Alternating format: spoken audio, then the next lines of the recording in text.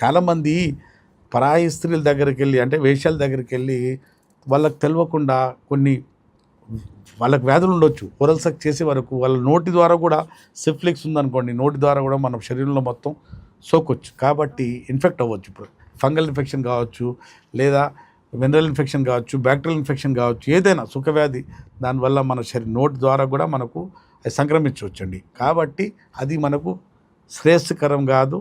అంటే oral sex అసలు సెక్సే మంచిది కాదు. వాళ్ళతో ప్రికాషన్ తీసుకోకుండా అస్సలు చేయకూడదు.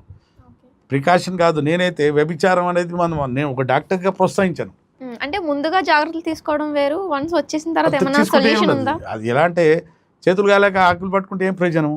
అదే దానికి మీ యునానీలో నేను ట్రీట్మెంట్ ఫస్ట్ నేను యూత్కి ఇచ్చే సందేశం అంటే వ్యభిచారం అనేది దాంతో దూరం ఉండండి.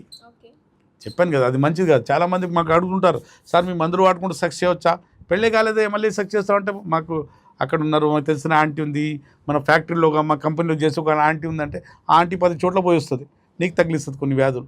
కాబట్టి ఇప్పుడు నేను మన ఒక బాబు వచ్చాడు మా దగ్గర, సార్ మా ఇంటి పక్కనే మంచి ఆంటీ ఉంటుంది, చాలా మంచిది.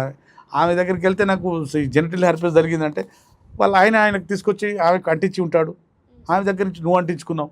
అసలు సేఫ్టీ లేకుండా సెక్స్కి వెళ్ళకుండా మంచిది కాదు. వ్యభిచారం అయితే నేను అసలు ప్రోత్సహించానండి.